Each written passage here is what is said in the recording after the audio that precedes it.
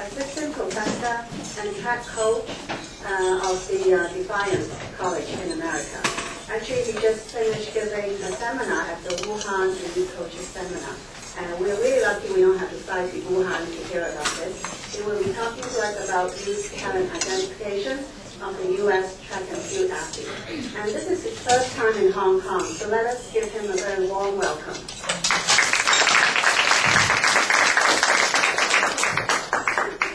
Hello, thank you. So, let me get to know you just a bit. Is everybody in this room an active coach? Are we administrators? There's a little bit of a mixture. Scientists, researchers, staff. Well, what this presentation is an academic presentation on talent identification, specifically then looking through talent identification at USA Track and Field. And so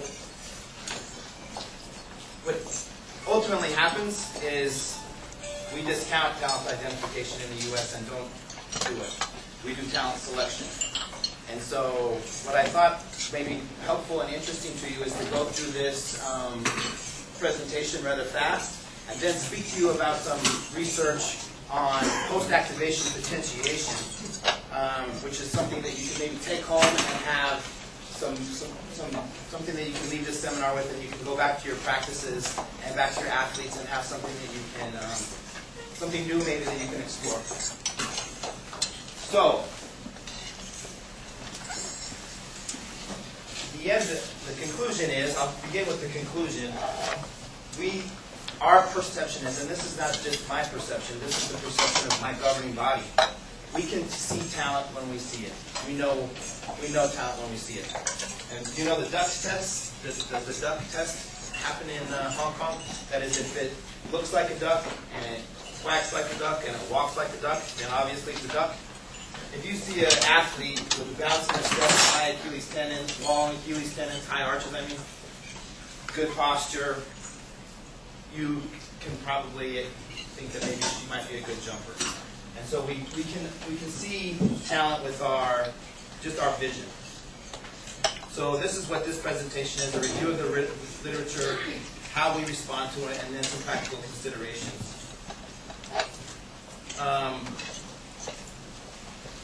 The body of literature on talent identification always is situated within the larger conversation on development. So we don't just look at talent for the sake of looking at talent. There's always a reason for looking at talent, and that's to funnel them into a pipeline into development. And so frequently are they fused that often you see the word talent identification and development blended into one construct. Here's some terms that come up. Talent detection and profiling are similar. Talent selection is different, and that's ultimately what we do. The distinction between talent and ability is talent is the qualification of ability. It's a way of describing ability. So here are some themes that come up in the academic research. Much of the research is case studies. Soccer, football has a lot. Artistic gymnastics has come up with a recent study that's interesting. And what they're doing, and I think this may be what you're interested in, exploring in your development of your sports science program, is how can you go out into a setting where there are children and run them through a battery of exams to determine who has talent and who doesn't. And there's some case studies that explain all that. And they say, we go and we test VO2 max, or maybe they even do an invasive test and try to find something about what's going on in the blood. So this is what this literature is all about. And there is some literature out there, and there are some ways you can go and see who's faster when they're 8 years old than the next 8-year-old. But we discount this. Do you know the story of 3 blind men and an elephant? Does that happen in Chinese? The 3 blind men and the elephant story goes like this. 3 blind men are invited to experience an elephant. And the first man goes to the elephant and he experiences the leg. The second man goes to the elephant and he experiences the side. And the third man goes to the elephant and he experiences the tail. And when they're asked about how is the elephant, the first man says, the elephant is very much like a tree. The second man says, no, you're wrong, the elephant is very much like a wall. And the third man says, you're both wrong, the elephant is clearly like a whip. And so what we think about this kind of research is that looking at these narrow, unidimensional, discrete tests at a singular point in time is like a blind man trying to feel an elephant. How can you know an elephant if you can only feel its side? You might mistake it for a wall. And the literature that critiques this, the response to this, explains all of the reasons why measuring in one point in time a discrete measurement of talent, how high someone can jump, may be a flawed way of trying to identify talent. This, though, is not so flawed. Genetics. If your mama was tall and fast, and your dad was tall and fast, that's a pretty good indicator of talent identification. So, and this literature is very interesting. Who your parents are is a very, much more reliable, much more valid measurement or determinant of talent identification. This is fascinating, talent or genetic potentiality. And this is where my ultimate kind of direction goes. Genetic potentiality is this notion that what we can do is extraordinary. And we've been researching DNA for 20 or 30 years now, and they've only identified a fraction of what the DNA molecules are about. Little teeny parts of it. Most of it we don't have any idea what it's there for. It's like this saying that we only use a few percentage of our brain. What's the rest of our brain there for? What's all the rest of this DNA there for? What blueprints do we have that we have not evoked or nurtured? This is really interesting literature. And the idea ultimately says that everybody has some sort of talents or some abilities, but they're only come out if they're stimulated by the environment. So this is really interesting. So how can we then take this idea as coaches and create more nurturing environments to stimulate our potentiality? Do you see what I'm saying? There are some that say because these, putting kids and bringing kids to a track from all over town and having them run 30 meters and separating them from sprinters to distance runners at that time may be flawed because it's unidimensional or a discrete test at one point in time may be not an accurate way to do it. Some say that looking at psychological measurements may be more accurate. Things like self-regulation, for example. Self-regulation turns out to be strongly identified with developing toward the podium. Of course, then, and there are other psychological metrics that you could give that will more clearly link to talent in the future than physiological or performance metrics. And then, of course, the basic tenor of academia is that there are people who disagree with this literature too. So the conclusion is development is too complicated to predict. And there could be some ethical issues. And you heard Nick Flynn talk about some ethical issues too earlier. And there may be a number of concerns with identifying a child as a potential sprinter or a potential endurance athlete, and then tracking them into that without allowing them to experience childhood and make some of their own decisions. Ultimately, then, it becomes the old nature versus nurture debate, which has been, which goes on and on. And that's what what's more important, your DNA or your environment or your DNA. And what we know from genetic potentiality is they're related. So here's how children experience sport or come through our pipeline. We have clubs, we have school sport, which universities are also part of a larger idea of school sport. We have a little bit of professional athlete, a few professional athletes, and then we have some people who are trying to get after it and continue on without any support from either universities or from sponsors. That would be our professional athletes.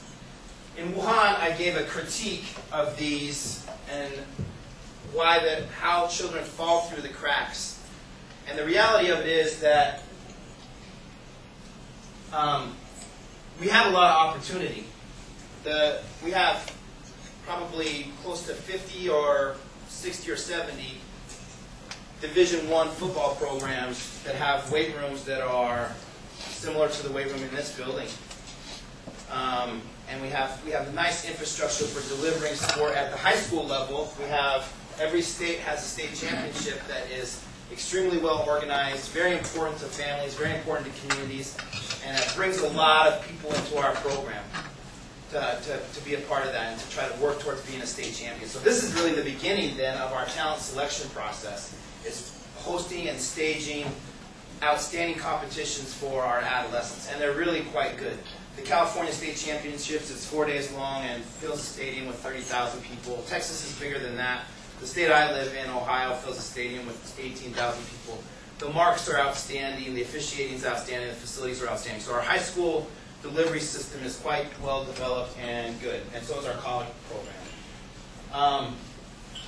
However, the vast majority, there are more people not on the podium that should be than there are that get through.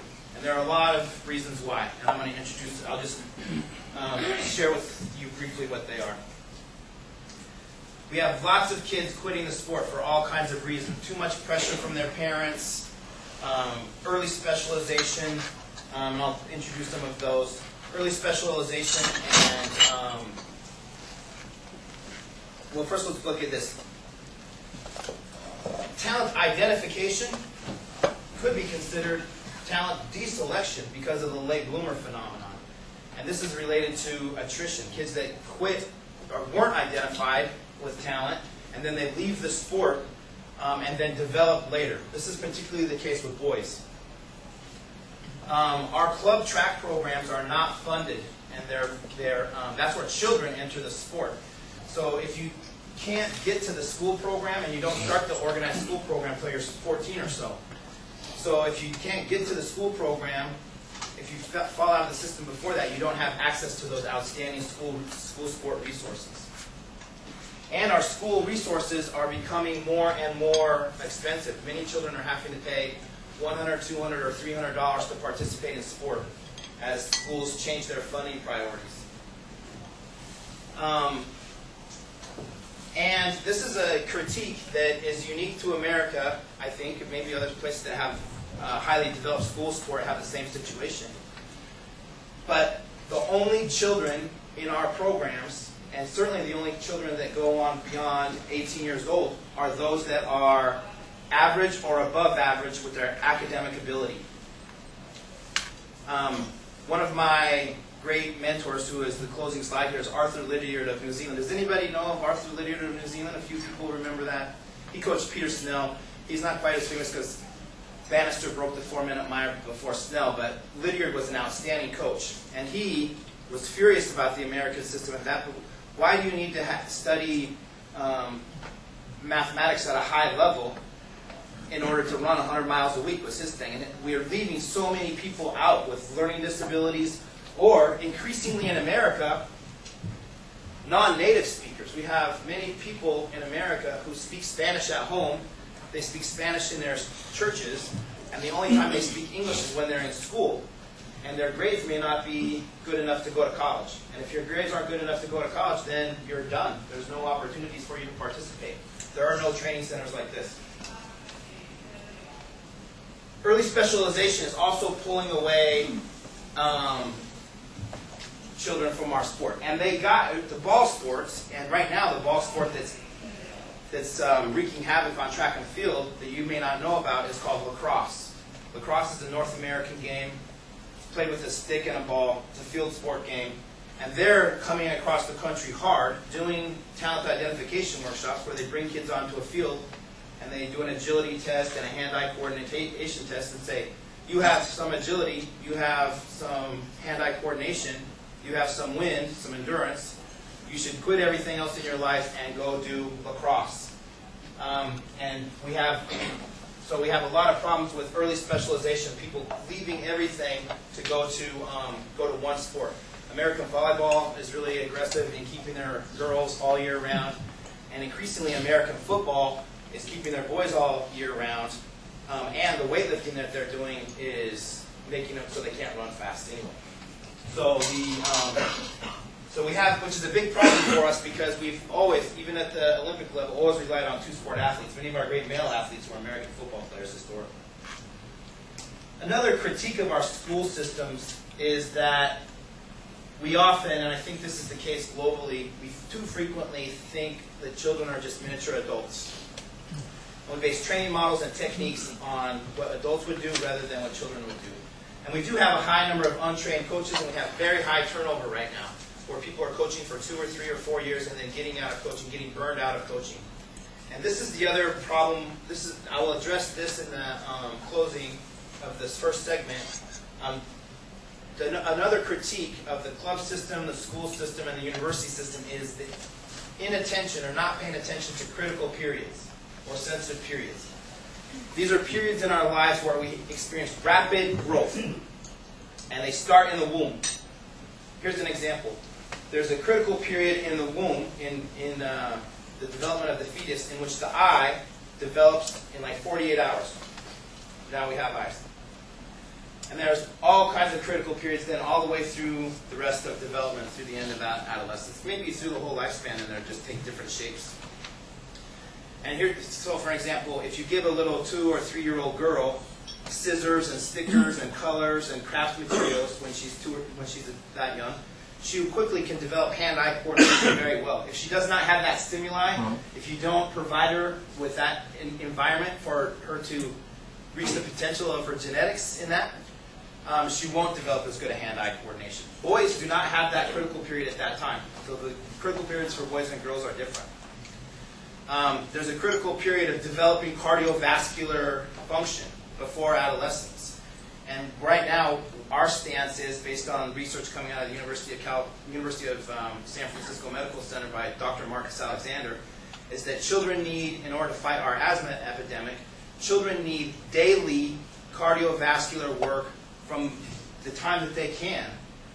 They need to get their heart rate up, they need to move their lungs, fill their lungs fully with air, get puffy, and use their wind every day, quite a bit, in order to get their ultimate adult potential out of their lungs. If they don't use their wind hard, their lungs hard, frequently as children, most effectively with organic play, free play, then their lungs will never develop to their full potential. Even worse, they may get kind of crystallized and crusty, and that's why and kind of brittle. And so we think this is related to our asthma epidemic. And there are other critical periods, too, that we'll address directly. So how does USA Track and Field then select its athletes or identify its athletes with looking through that research and then looking through the problems with the school system? We do some outreach, not very much. We try as hard as we can with coaching education, but it's still an ongoing effort. But really what we do good at, what our best thing is we teach kids how to compete. And we select through a 100% talent advancement process. So we select our Olympic team through our Olympic trials with no exceptions. You may remember the story of Dan O'Brien in 1996, was near the world record in the decathlon, no-heighted in the pole vault, and went to the Olympics as an announcer. So we're really rigid about that. And we think, whenever that issue comes up, there's very little argument in our groups that what makes us, we call ourselves the world's greatest track team, and we win the most medals. And we think the reason for that is because we only take kids to the meet if they're ready to compete. And we don't take them to the meet because we identified them when we were 10, poured millions of dollars worth of resources into them, and then take them to the meet. We only take them to the meet if they are ready to compete, and ready to compete under extremely high-stakes circumstances. So this is really our talent identification. We identify kids that can go when everything's on the line. When they can pull it off. When the stakes are high, when the pressure is the very most intense, they can compete. And we start training them to do that with our outstanding state championship system. And our school systems, generally speaking, are advancement to the championship. There are some states that have qualifying standards, but not really. It's not so much. We do a little bit of outreach. Usually these are involved, and this is what Paul saw me give a presentation about outreach a couple of years ago in California. We're really trying to push outreach for talent identification. Just with the duck test, we see a tall, skinny kid, we want to try to get him into track. But we're trying harder and harder to get more, just to cast a broad net and get more and more kids into our programs. So usually this is college teams or high school teams going out and doing play days with children.